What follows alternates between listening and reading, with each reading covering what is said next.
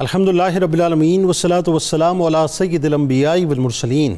اللہم صلی علی سیدنا و مولانا محمد وعلی آلہ واصحابہ وبارک وسلم وصلی علیہ۔ دنیا کے تمام دیکھنے والوں کو، تمام چاہنے والوں کو، تمام پیار کرنے والوں کو اور جہاں جہاں تک اس وقت میری آواز کو سنا اور مجھے دیکھا جا رہا ہے، جنید اقبال کی جانب سے انتہائی محبت کے ساتھ السلام علیکم۔ ایک بار پھر ناظرین، آپ کو واقعتاً پر نور صبح نور کے ساتھ میں دل کی گہرائیوں سے خوش آمدید کہتا ہوں، اور آئیے بلا توقف چلیں گے حضرت ابو انیس محمد برکت علی علیہ رحمہ کی تالیف اسماء النبی کریم صلی اللہ علیہ وآلہ وسلم سے رسول اللہ صلی اللہ علیہ وآلہ وسلم کا ایک اسم مبارک پڑھنے اور سننے کی سعادت حاصل کرتے ہیں۔ سیدنا سمال الیتامہ صلی اللہ علیہ وآلہ وسلم، ہمارے سردار، تمام یتیموں کے حامی، درود و سلام بھیجے اللہ آپ صلی اللہ علیہ وآلہ وسلم پر، آپ صلی اللہ علیہ وآلہ وسلم کے آل پاک پر اور صحابہ کرام رضوان اللہ تعالیٰ علیہم اجمعین پر۔ حضرت عبداللہ ابن عباس رضی اللہ تعالیٰ عنہ سے روایت ہے، امام الانبیاء علیہ وآلہ وسلم نے ارشاد فرمایا کہ جس نے کسی یتیم بچے کے کھانے پینے اور دیگر معاملات کی ذمہ داری لی،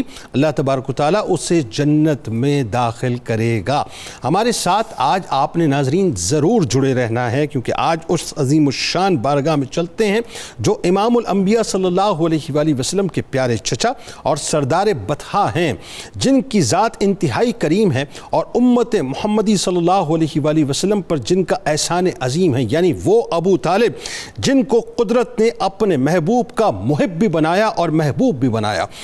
وہ ابو طالب جن کو قدرت نے اس زمین پر اپنے محبوب کا پہلا ثنا خواں بنایا، وہ ابو طالب جن کو قدرت نے اپنے محبوب کا پہلا نکاح خواں بنایا، وہ ابو طالب جنہوں نے بارش کے لیے اپنے بھتیجے کے رخ انور کو وسیلہ بنایا، وہ ابو طالب جن کو قدرت نے سرور دو جہاں امام الانبیاء کی خدمت گزاری کا جذبہ عطا فرمایا، وہ ابو طالب جن کو اللہ نے رسالت و نبوت کی محافظت کا شرف نصیب فرمایا، وہ ابو طالب جن کا آنگن سرور دو جہاں کے نور سے منور ہوتا رہا، وہ ابو طالب جن کا آنگن مہکار سرور دو جہاں سے مہکتا رہا، وہ ابو طالب جنہوں نے سرور دو جہاں کا حسین ترین بچپن دیکھا، وہ ابو طالب جنہوں نے تاجدار کائنات کی پیاری جوانی کا حسین رنگ دیکھا، وہ ابو طالب جو اپنی اولاد سے زیادہ سرور دو جہاں سے محبت فرماتے تھے، وہ ابو طالب جو تاجدار کائنات کو اپنے پاس سلاتے تھے،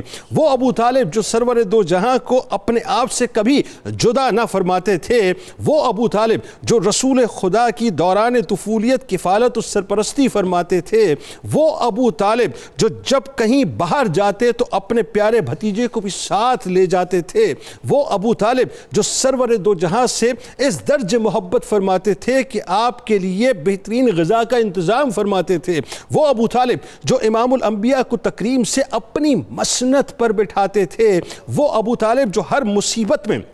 ہر پل ہر لمحہ کام آتے تھے، وہ ابو طالب جب سرور دو جہاں جوان ہو گئے تو آپ کی حمایت و نصرت میں کفار قریش سے ٹکرا جاتے تھے، وہ ابو طالب جو امام الانبیاء کی راہ میں ہر طرح کی سختیاں اور مصیبتیں خود برداشت فرماتے تھے، وہ ابو طالب جو ہر بلا و مصیبت ہر امتحان کو خندہ پیشانی کے ساتھ قبول فرماتے تھے، وہ ابو طالب جو رسول خدا کی نصرت و حمایت اور دین اسلام کی تبلیغ و ترویج میں اپنے پورے وجود کے ساتھ قیام فرماتے تھے کہ اے بھتیجے، آپ کا جو چیز چاہے کیجئے مگر دشمنوں کی باتوں کا غم نہ کیجئے، خدا کی قسم میں آپ کو ان دشمنوں کے حوالے نہیں کروں گا، ہر مصیبت، ہر تکلیف، ہر پریشانی خود اپنے اوپر سہوں گا، سب مل کر بھی آپ تک نہ پہنچ پائیں گے بخدا جب تک مجھے مٹی میں نہیں ملائیں گے۔ ناظرین کرام، وہ ابو طالب جو کفار مکہ کو مقابلے کے لیے للکارا کرتے تھے، وہ ابو طالب جن سے کفار قریش ڈرتے تھے اور جن کا بے حد اکرام کیا کرتے تھے،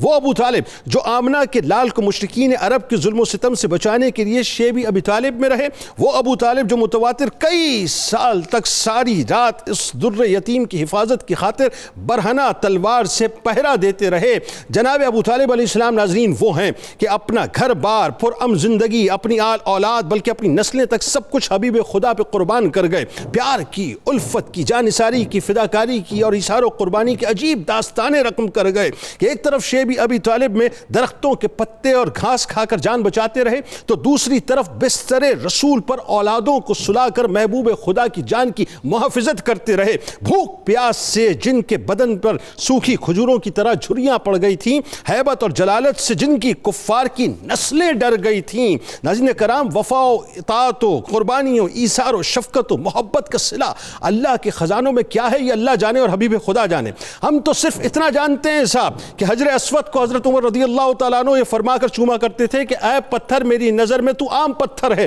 لیکن میں تجھے صرف اس لیے چومتا ہوں کیونکہ میرے آقا نے تجھے چوما ہے۔ تو جس بے جان پتھر کو تاجدار کائنات ایک بار چوم لے ناظرین تو وہ شرف والا ہو جائے۔ تو ذرا سوچئے، جو تقریباً 42 برس تک میرے آقا و مولا کو اپنے سینے سے لگا کر رکھتے ہوں، جناب عبد المطلب علیہ السلام سے کیے گئے وعدوں کو وفا کی صورت میں، یعنی وفا کے پھول سجا کر پورے کرتے ہوں، ہر غم خود سہتے ہوں، ہر تکلیف کو خود برداشت کرتے ہوں، ذرا سوچئے صاحب کہ کفار کے سامنے جو آئینی دیوار بن کے کھڑے ہوتے ہوں، ان کا مقام، ان کا مرتبہ کیا ہوگا، یہ بیان کے بیان سے باہر ہے۔ آغاز کرتے ہیں پروفیسر صاحب آپ سے، اور ظاہر ہے ایک ایسی ہستی کہ کیا صاحب کہاں سے آغاز کریں، کہاں سے سمجھ نہیں آتا۔ خاندانی رفتیں، آئیے ان رفتوں میں حصہ ڈالیے پہلے تو۔ پھر آپ علیہ السلام کا ظاہر ہے جناب عبد المطلب علیہ السلام کی اولادوں میں جو مقام اور مرتبہ ہے ان رفتوں میں حصہ ڈالیے، اور خاتم الانبیاء کی کفالت کے لیے، یعنی دیکھنا وہی بات ہے کہ ڈیوائن پلان کیسا کہ آپ کو چنا گیا، آپ کو منتخب کیا گیا، آپ کو سلیکٹ کیا گیا، یہ سلیکشن بتائیے ذرا۔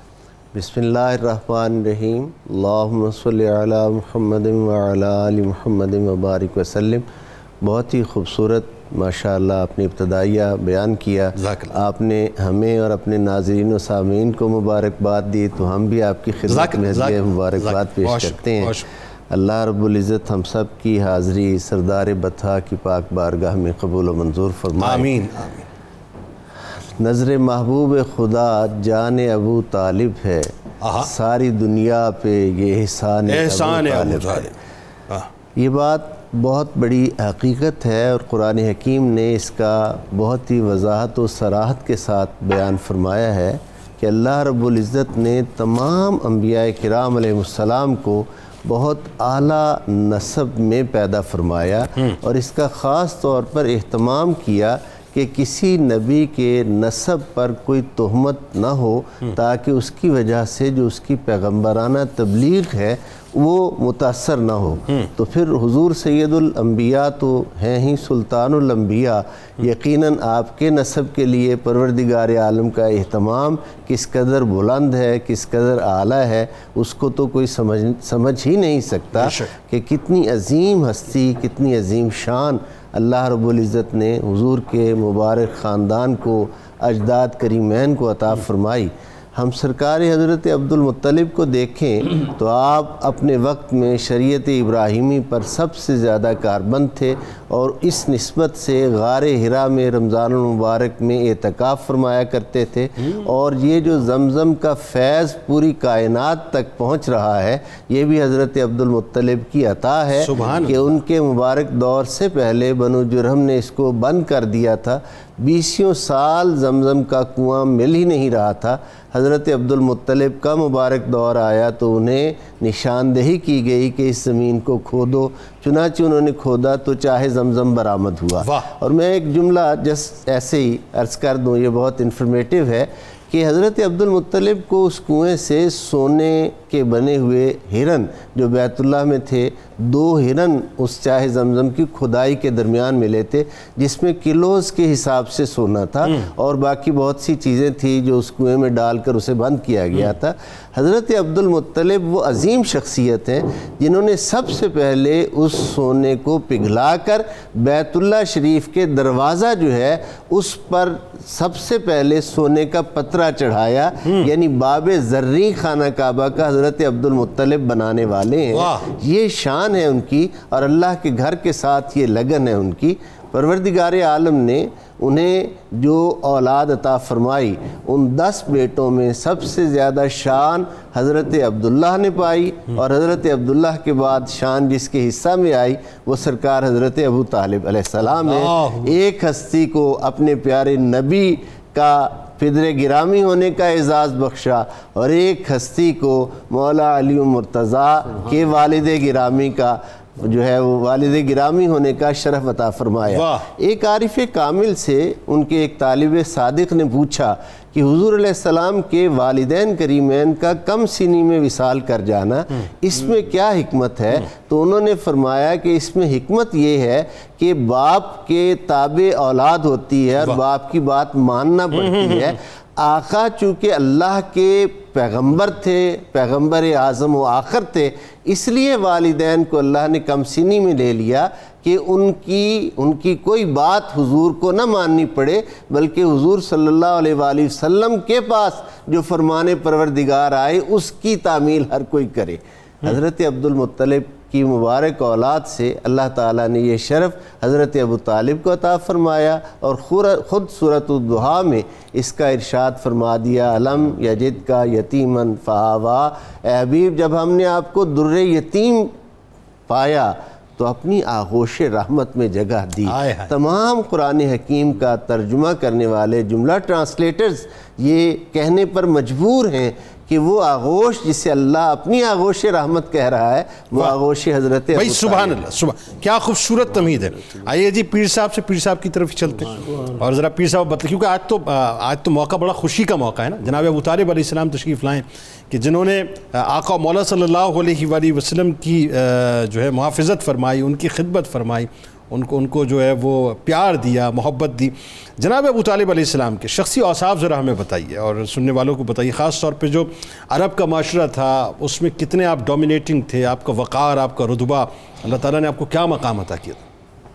بسم اللہ الرحمن الرحیم، اللہم صلی علی محمد وعلی آلہ وعطرتہ بعدد کل معلوم لک، استغفر اللہ الذی لا الہ الا هو الحی القیوم واتوب الیہ۔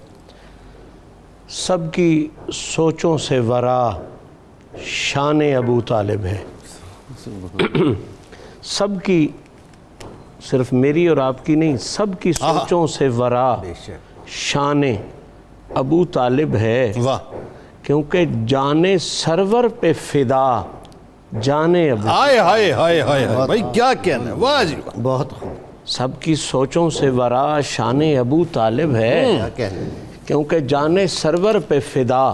جان ابو طالب ہے، اور مشہدی حشر تلک پہرے ناموس رسول، واہ، مشہدی حشر تلک پہرے ناموس رسول، مظہر فیض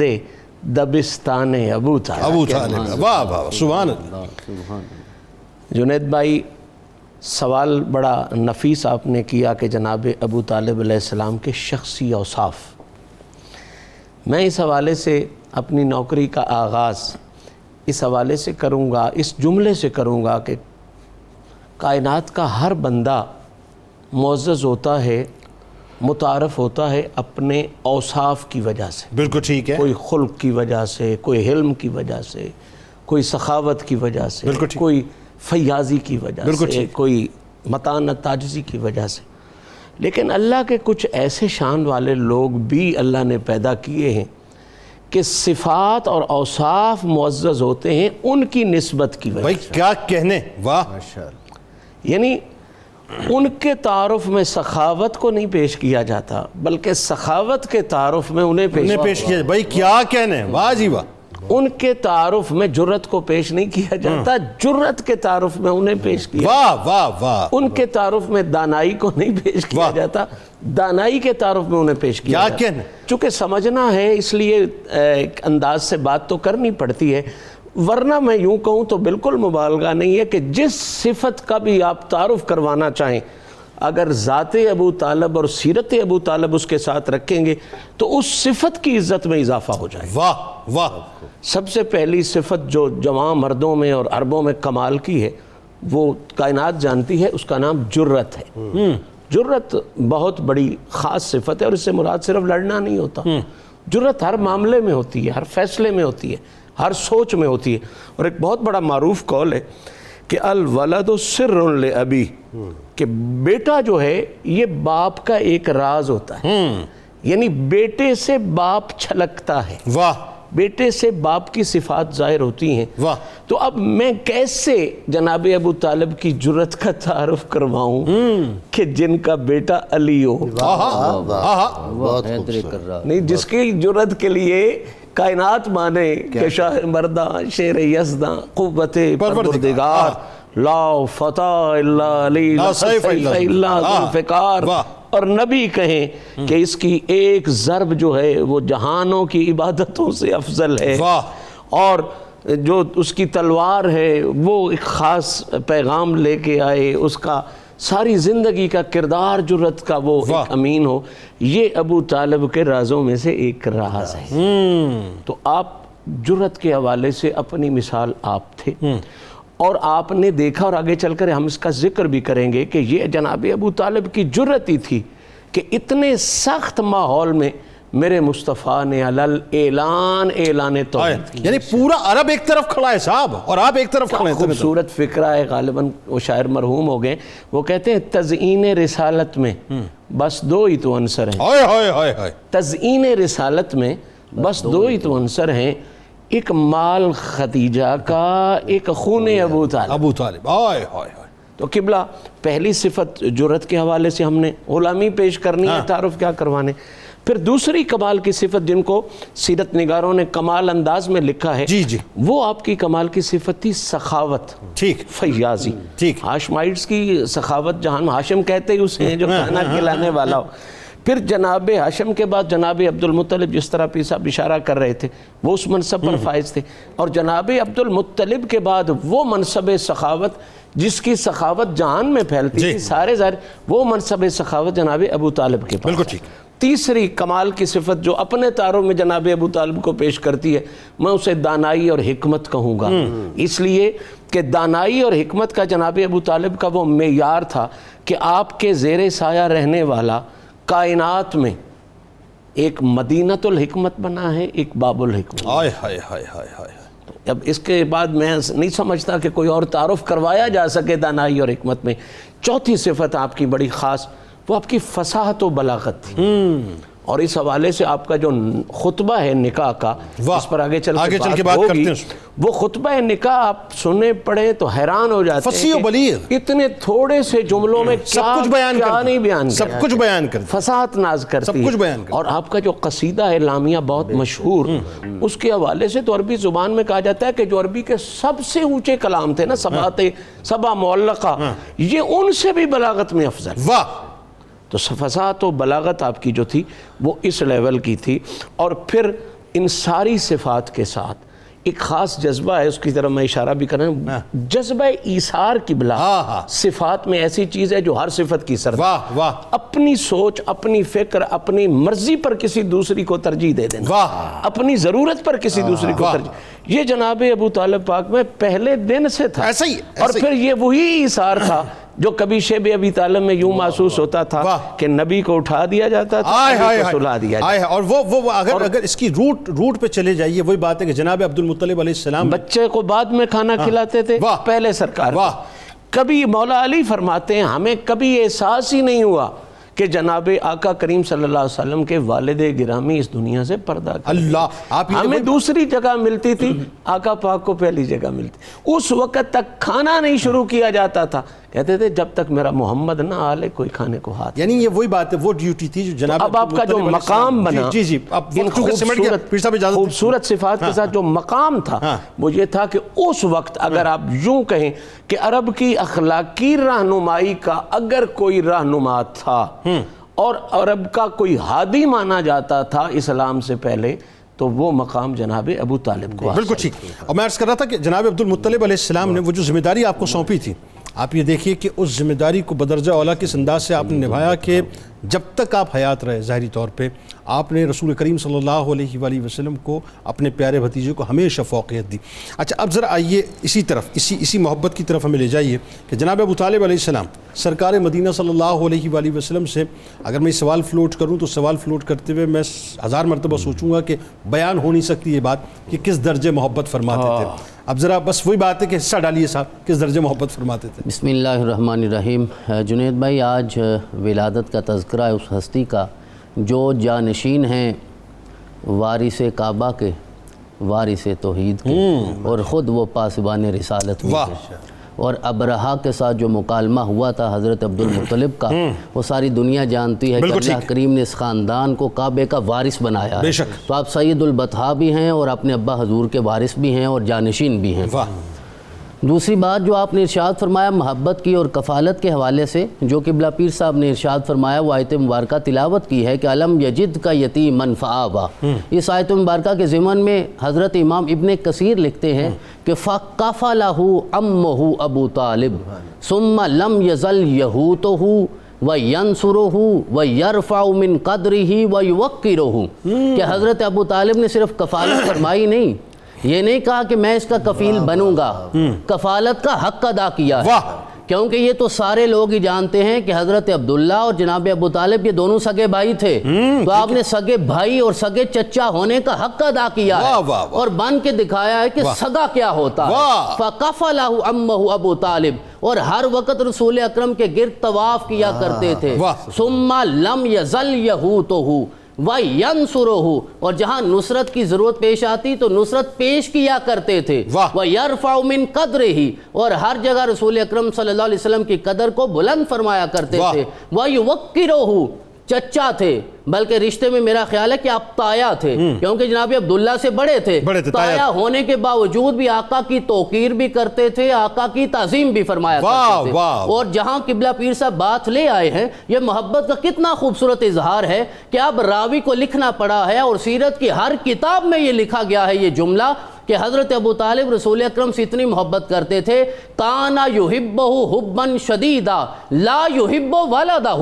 اپنی سگی اولاد سے اتنی محبت نہیں کرتے تھے جتنی رسول اکرم سے محبت کرتے تھے۔ رسول اکرم سے اتنی محبت ہوتی تھی کہ رسول اکرم بھی پھر محبت کا اظہار یوں کرتے تھے کہ ان کے بغیر سویا نہیں کرتے تھے۔ آپ نے یہ جملہ انٹرو میں بولا ہے، اور اس کا عربی متن یہ ہے کہ وَقَانَ لَا يَنَامُ إِلَّا إِلَىٰ جَنْبِهِ، رسول اکرم کو جب تک وہ پہلو نہیں ملتا تھا تو نیند آتی تھی، رسول اکرم اس پہلو میں سویا کرتے تھے، اور رسول اکرم صلی اللہ علیہ وسلم کے لیے خاص کھانا تیار کیا جاتا تھا۔ حضرت فاطمہ بنت اسد نے ماں بن کے دکھایا ہے، جناب ابو طالب نے باپ بن کے دکھایا ہے۔ اور جس طرح قبلہ پیر صاحب نے کہا یہ سمجھانے کے لیے باتیں ہوتی ہیں، ان ہستیوں کا مقام ہم نہیں جانتے، یہ بھی سمجھانے کے لیے ہم کہتے ہیں کہ یہ کفیل ہیں اور رسول اکرم ان کے گھر میں پلے ہیں۔ عقیدہ اور حقیقت یہ ہے کہ انہوں نے رسول اکرم کو پالا نہیں ہے، اللہ کریم نے رسول اکرم کے صدقے انہیں پالا ہے، کہ رسول اکرم جب تشریف لے آتے تھے دسترخوان پہ برکتیں ہو جایا کرتی تھی، اور جب آپ کا خاندان آپ کے بغیر کبھی بیٹھتا تھا لم یشبعوا، تو سیر ہو کے کھانا نہیں ہوتا تھا، رسول اکرم تشریف لے آتے تو اسی کھانے میں برکت ہو جایا کرتی تھی۔ رسول اکرم صلی اللہ علیہ وسلم سے اتنی محبت کرتے تھے، اپنی اولاد کو رسول اکرم کا تبرک خود کھلایا کرتے تھے، یہ میرے بیٹے محمد نے کھایا ہے، تم بھی کھاؤ تو اللہ کریم تمہیں برکتیں عطا فرمائے گا۔ اب راوی یہ کہتے ہیں کہ رسول اکرم صلی اللہ علیہ وسلم جب صبح اٹھتے تھے، صبح کا دسترخوان لگتا تھا، باقی بچے بھی اٹھتے تھے، جب دسترخوان پہ آتے تھے تو ماحول ایسے ہوتا تھا، باقی بچوں کے چہرے یہ بتاتے تھے یہ سو کر آئے ہیں، سو کر اٹھنے کے بعد جو چہرے کی کیفیت ہے وہ ہوتی تھی، اور جب رسول اکرم آتے تھے یصبح رسول اللہ صلی اللہ علیہ وسلم دہینن کہیلا، تو رسول اکرم کا چہرہ روشن بھی ہوتا تھا اور آنکھیں ایسے لگتی تھی جیسے ابھی کسی نے سرما ڈال کے بھیجا ہے۔ رسول اکرم یوں اس دسترخوان پہ تشریف فرما ہوتے تھے۔ ایک نشست، ایک مسند جناب عبد المطلب علیہ السلام کی تھی جس پر تشریف فرما ہوتے تو محمد مصطفیٰ صلی اللہ علیہ وسلم تشریف فرما ہوتے، اور ایک نشست، ایک مسند جو ہے جناب ابو طالب علیہ السلام جس پر تشریف فرما ہوتے تو آپ ہی تشریف فرما ہوتے، اور آپ کی اولاد میں سے کسی کو بیٹھنے کی اجازت نہیں تھی، رسول اکرم تشریف فرما ہوتے تو آپ کا چہرہ کھل اٹھتا اور کہتے انک لمبارک لنا، اللہ نے اسے ہمارے لیے مبارک بنا کے بھیجا ہے۔ ایک ام معبد نے کہا تھا مبارک، لیکن ام معبد نے تب کہا تھا جب رسول اکرم کی عمر 53 سال تھی، ایک نظر چہرہ دیکھا تھا۔ اب جو صبح و شام دیکھ کر مبارک کہہ رہا ہے، اب وہ کتنی برکتیں اللہ نے عطا فرمائی ہوں گی۔ اور آخری جملہ میں یہ عرض کرنا چاہتا ہوں کہ حضرت عباس جو رسول اکرم کے چچا ہے، حضرت ابو طالب نے انہیں ارشاد فرمایا ایک موقع پہ کہ جب بچپن میں میں نے اپنے ساتھ سلایا کرتا تھا تو میں ان سے اتنی محبت کرتا اور میں حیران ہوتا، واللہ ما ادخلتہ فراشی فاذا ہوا فی غایۃ اللین وطیب الرائحہ کأنہ غمس فی المسک، اور آپ کا وجود ایسے تھا جیسے اللہ نے کستوری میں اسے سجا کے بھیجا ہے، جب میں ہاتھ لگاتا تو نرمی بھی محسوس ہوتی تھی، خوشبو بھی آیا کرتی تھی، اور جب مکے والے آ کر کہتے بھتیجے کو سمجھاؤ، اور جب وہ کوئی بات کرتے تو آقا ارشاد فرماتے یہ سورج یہاں رکھیں، چاند بائیں ہاتھ میں لے آئیں، پھر بھی میں اسے نہیں چھوڑوں گا، تو وہ کہتے فَقُلْ مَا أَحْبَبْتَ، اب اٹھو جو کرنا چاہتے ہو کرو، جو کہنا چاہتے ہو بولو، میں تمہارے ساتھ۔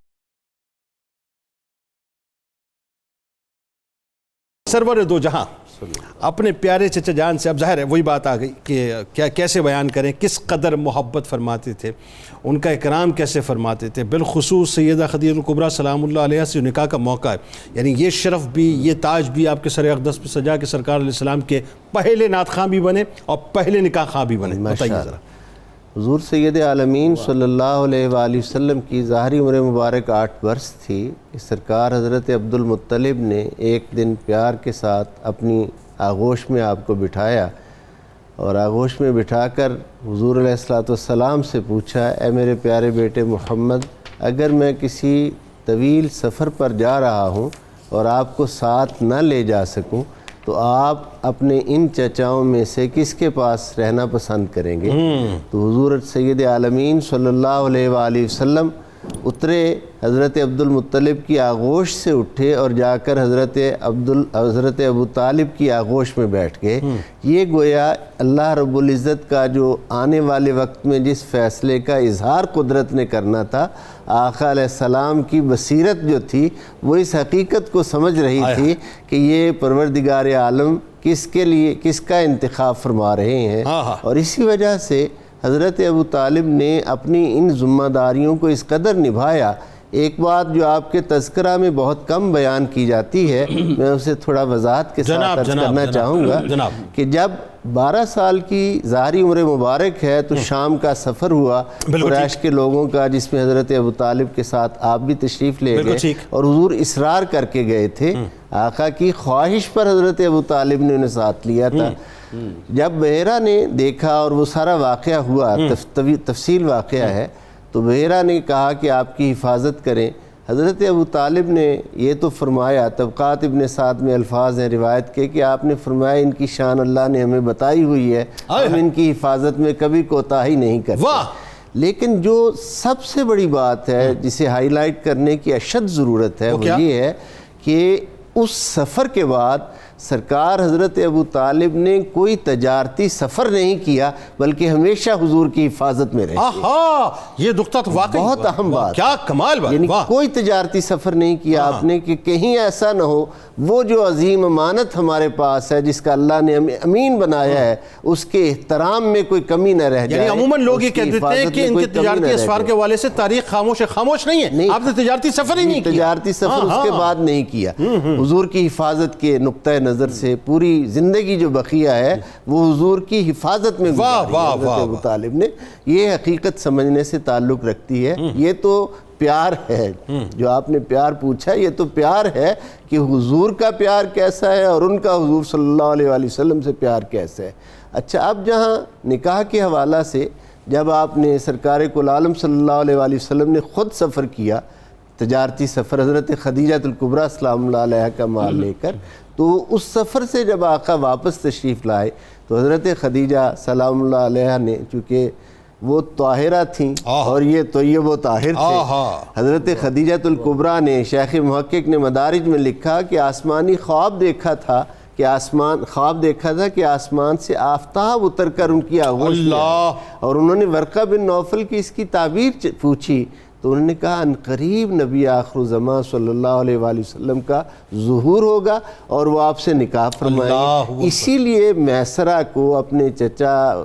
یعنی غلام جسے وہ چچا کہتی تھیں، حبشی غلام کو حضور کے ساتھ کیا تھا کہ شب و روز کے معمولات دیکھے۔ محمد عرب کے نوجوانوں سے مختلف ہیں، سارا عرب انہیں صادق اور امین کہتا ہے، ذرا اس سفر میں ساتھ رہ کے ان کے معاملات دیکھ، اور جیسے ہی انہیں تصدیق ہوئی تو انہوں نے فوراً اپنی سہیلی کے ذریعے سے جناب نفیسہ کے ذریعے سے پیغام بھیجا۔ اب یہاں حضور علیہ السلام کا جو ادب کرتے تھے، ادب اور محبت کرتے تھے، ادب اور محبت حضرت ابو طالب کا، وہ ذرا دیکھیں کہ حضور نے اس پیغام کے جواب میں فرمایا کہ یہ فیصلہ کرنا یہ میرے چچا کا حق ہے، میرا حق نہیں۔ واہ، اور وہ والد کے قائم مقام تھے، یہ اہمیت کیا؟ وہ فیصلہ حضرت ابو طالب کے لیے اس سے خوشی کی بات اور کیا ہو سکتی تھی کہ جناب ملکۃ العرب اور طاہرہ لقب والی پاک دامن عفت و عصمت والی ہستی جو ہے وہ ان کے حرم کی زینت بنے۔ حضرت ابو طالب نے اس بات کا نہ صرف پسند کیا بلکہ اس بات کو آگے بڑھایا، اور پھر وہ حضور سید عالمین صلی اللہ علیہ وآلہ وسلم کے نکاح کی تقریب منعقد ہوئی۔ خطبہ نکاح سے پہلے ایک جملہ میں صرف بہت اس کی اہمیت واضح ہو جائے گی کہ اہل عرب کا دستور یہ تھا کہ وہ لکھنے میں، پڑھنے میں، بولنے میں اللہ کے نام کے ساتھ بسمک اللہم کہہ کر آگے بتوں کے نام لیا کرتے تھے۔ یہ ایک اس وقت کا اسلوب تھا، لیکن حضرت ابو طالب نے جب خطبہ نکاح پڑھا ہے تو الحمدللہ الذی انزل علی عبدہ الکتاب الحمدللہ الذی جعلنا من ذریت ابراہیم و زرع اسماعیل، تمام تعریفیں اس اللہ کے لیے جس نے ہمیں ابراہیم کی ذریت سے اور اسماعیل کی کھیتی سے پیدا کیا ہے۔ مطلب جس کو جناب ابو طالب علیہ السلام کو سمجھنا ہے وہ صرف خطبے کے پہلے جملے ہی سمجھنا ہے، خطبے کے اس پہلے جملے سے سمجھ آ جائے گی کہ حمد بھی بیان کی جا رہی اللہ کی وحدہ لا شریک کی، اور انبیاء علیہ السلام کے ساتھ جو نسبت قرابت ہے اس کو بھی بیان کیا جائے۔ بالکل ٹھیک ہے۔ اب چونکہ وقت سے مٹ گیا ورنہ آپ سے پورا خطبہ ہم سنتے، وہ تو بڑا کمال خطبہ ہے جس میں سرکار علیہ السلام کی جس انداز سے شان بیان کی، اس خطبے کو ہی سمجھ لیں صاحب جناب ابو طالب سمجھ آ جائیں گی بات یہ۔ اچھا اب آئیے ذرا جناب ابو طالب علیہ السلام کا، سرکار علیہ السلام کے لیے جو جان نثاری کا جذبہ، وہ بھی ظاہر الفاظ میں آپ کی شخصیت الفاظ میں بیان ہو ہی نہیں سکتی کہ کفار مکہ پورے ایک طرف ہیں اور بیچ میں آپ ایک شیلڈ بن کے جو ہے باقاعدہ اپنے بھتیجے کے لیے ان کے حق پہ کھڑے ہیں۔ اور پھر یہ دیکھیے کہ صرف اکیلے تنہا نہیں، پیر صاحب ذرا آپ کلام فرمائیں کہ بنو ہاشم کو اور بنو مطلب کو باقاعدہ آپ نے تیار بھی کیا، اور پھر ان کے جذبات کی جو عکاسی آپ نے کی جن الفاظ میں، وہ بڑے کمال الفاظ ہیں، بتائیے ذرا۔ بسم اللہ الرحمن الرحیم۔ عم جان محمد کی کیا بات ہے، ماشاءاللہ، پاسبان رسالت کی کیا بات ہے، جن کے بچے کے بچے بھی حسنین ہوں، واہ ایسے دادا کی عظمت کی کیا بات ہے، واہ کیا بات ہے، شان جن کی ہے اپنی مثال آپ ہی، لال جن کے ہیں جعفر عقیل و علی، فاطمہ پاک جن کی بہو مشہدی، اصل نسل امامت کی کیا بات ہے بھائی، کیا بات ہے۔ جناب سیدنا ابو طالب علیہ السلام کا ہر حوالہ ہی بے انتہا خوبصورت ہے، لیکن میں اگر یوں کہوں تو قطعاً مبالغہ نہیں کہ آقا کریم علیہ الصلاۃ والتسلیم کی ذات اور ناموس کی حفاظت، سبحان اللہ، حضور سے عشق و محبت کی داستان جب بھی کوئی باغیرت انسان لکھے گا، واہ واہ واہ، اس کی غیرت اسے مجبور کرے گی کہ اس داستان میں پہلا نام علی کے باپ جناب اللہ، ناموس رسالت کا تحفظ، ذات رسالت کا تحفظ، کائنات میں جہاں کہیں ہوتا ہے انہیں اپنے بانی کے طور پہ جناب ابو طالب پاک کی ہستی نظر آتی ہے۔ بھائی کیا کہنا، کفار مکہ کے مقابلے میں آپ کا آقا کی حمایت کے لیے کھڑا ہونا یہ کوئی ایک لمحے کا نہیں ہے، یہ نصف صدی کا قصہ ہے، 2-4 برس کی بات نہیں ہے۔ وہ چھوٹی عمر سے لے کے اعلان نبوت اور پھر شیب ابی طالب تک ایک ایک لمحہ مصطفیٰ کی حمایت میں گزارا، حفاظت میں گزارا، اور مصطفیٰ کے ہر مخالف کی مخالفت میں گزارا۔ واہ واہ واہ واہ، کیا کہنے، یہ کمال کی بات، سبحان اللہ۔ جناب والا آئیے آپ کو لیے چلتے ہیں کتاب الشفا کی جانب، اور ذہنی اور نفسیاتی جو بیماریاں ہیں اس سے نجات کا آپ کو وظیفہ بتلاتے ہیں کہ اگر کوئی شخص 11 دن لگاتار عشاء کی نماز کے بعد 313 بار درود پاک اللہم صلی وسلم وبارک علی حبیبک المصطفیٰ وعلی آلہ وسلم پڑھے تو اسے ذہنی اور نفسیاتی بیماریوں سے نجات مل جاتی ہے انشاءاللہ۔ حضرت ابو طالب علیہ السلام کا قول مبارک کہ بے شک محمد صلی اللہ علیہ وآلہ وسلم کا دین کائنات کے تمام ادیان سے بہتر ہے۔ وہ شیخ بطحا،